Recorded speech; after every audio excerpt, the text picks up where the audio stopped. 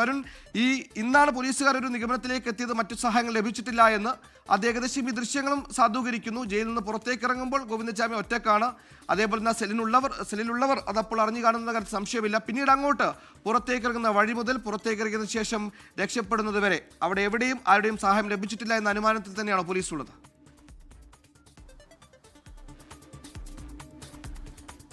Police ഇതിൽ പ്രാഥമികമായിട്ടുള്ള ഒരു അന്വേഷണം പൂർത്തീകരിച്ചിട്ടുണ്ട്. ജയിൽ ഉദ്യോഗസ്ഥരുൾപ്പെടെ മൊഴി ഇതിൽ രേഖപ്പെടുത്തിയിട്ടുമുണ്ട്. അതിൽ പ്രധാനമായും പോലീസ് പറയുന്നത് ഈ സെല്ലിൽ നിന്ന് പുറത്തിറങ്ങുന്ന, നമ്മളിപ്പോൾ പുറത്തുവിട്ടിട്ടുള്ള ഈ ദൃശ്യങ്ങൾ മാത്രമല്ല, അതിനപ്പുറത്തേക്ക് ജയിലിൻ്റെ വിവിധ ഇയാൾ നടന്നു പോകുന്ന ക്വാറന്റൈൻ ബ്ലോക്കിലേക്ക് പോകുന്ന ഉൾപ്പെടെയുള്ള വിവിധ തലങ്ങളിലുള്ള വിവിധ ആംഗിളുകളിലുള്ള വിഷ്വലുകൾ പോലീസ് സ്വാഭാവികമായും ശേഖരിച്ചിട്ടുണ്ട് ഈ അന്വേഷണത്തിൻ്റെ ഭാഗമായി.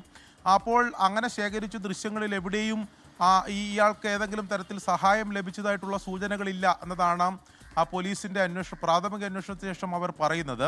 അതോടൊപ്പം നമുക്ക് സമയം കൂടി അതിൽ നോക്കിയാൽ കാണാം. 1:10 ഇയാൾ ഈ സെല്ലിൽ നിന്ന് പുറത്തിറങ്ങുന്നത്. അതിനുശേഷം കൃത്യമായി പറഞ്ഞാൽ 4:30 പുലർച്ചെ 4:30 ഇയാൾ ഈ മതിൽ ചാടുന്നത്, ജയിൽ ചാടുന്നത്. അപ്പോൾ അത്രയും സമയം അയാൾ അവിടെ ചെലവഴിച്ചിട്ടുണ്ട്. അത് അങ്ങനെ സമയമെടുത്തത് അയാൾക്ക് ഇതിനു വേണ്ടിയിട്ടുള്ള മറ്റു മാർഗങ്ങൾ, ഈ സെല്ലിൽ നിന്ന് പുറത്തിറങ്ങിയതിന് ശേഷം അയാൾക്ക് നേരത്തെ കൂട്ടിയുള്ള പ്ലാനുകളില്ല എന്നതാണ് പോലീസ് പറയുന്നത്.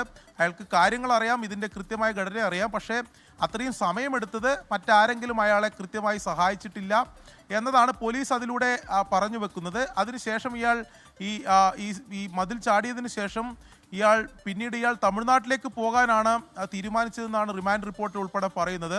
അതിനുവേണ്ടി അയാൾക്ക് എത്തേണ്ടത് റെയിൽവേ സ്റ്റേഷനിലാണ്. പക്ഷേ അയാൾക്ക് ഒരു കൺഫ്യൂഷൻ ഉണ്ടായി, എങ്ങോട്ടാണ് പോകേണ്ടതെന്നതിനെ സംബന്ധിച്ചൊക്കെ അയാൾക്ക് ഒരു ധാരണ ഉണ്ടായിരുന്നില്ല എന്നതാണ് പോലീസ് പറയുന്നത്. അതിനും പോലീസ് ചില CCTV ദൃശ്യങ്ങളൊക്കെ അതിൽ സാധൂകരിക്കുന്നുണ്ട്, അത് ചൂണ്ടിക്കാണിക്കുന്നുണ്ട്.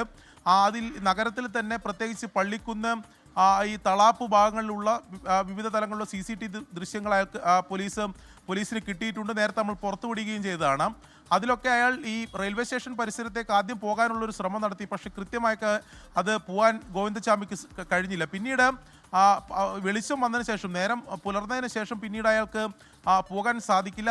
അതിനിടെ തന്നെ നാട്ടുകാർ അയാളെ ശ്രദ്ധയിൽപ്പെടുകയും ചെയ്തു. പിന്നീട് അയാൾ ഉദ്ദേശിച്ചത് എവിടെയെങ്കിലും ആ പ്രദേശത്ത് തന്നെ, ഈ സമീപ നഗരത്തെ പ്രദേശത്ത് എവിടെയെങ്കിലും ഒരു ഒളിവ് സങ്കേതത്തിൽ പകൽ സമയം ചെലവഴിച്ചതിന് ശേഷം രാത്രി ഈ റെയിൽവേ സ്റ്റേഷൻ വഴിയോ അല്ലെങ്കിൽ മറ്റേതെങ്കിലും വഴിയോ തമിഴ്നാട്ടിലേക്ക് കടക്കാമെന്നായിരിക്കും ഗോവിന്ദചാമി കരുതിയിട്ടുണ്ടാവുക. പക്ഷേ അതിനിടയിലാണ് നാട്ടുകാർ ഇയാളെ കണ്ട് ഇയാളുടെ രൂപമാറ്റവും ഇതൊക്കെ മാറി.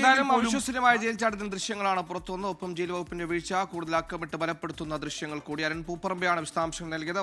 ലോകത്തെവിടെയായാലും ഏത് സമയത്തും 24 വാർത്തകളും ഓഗ്മെന്റഡ് റിയാലിറ്റി പാക്കേജുകളും എക്സ്പ്ലെയിനറുകളും വിശദമായി കാണാൻ ഞങ്ങളുടെ YouTube ചാനൽ നിങ്ങൾക്ക് സബ്സ്ക്രൈബ് ചെയ്യാം.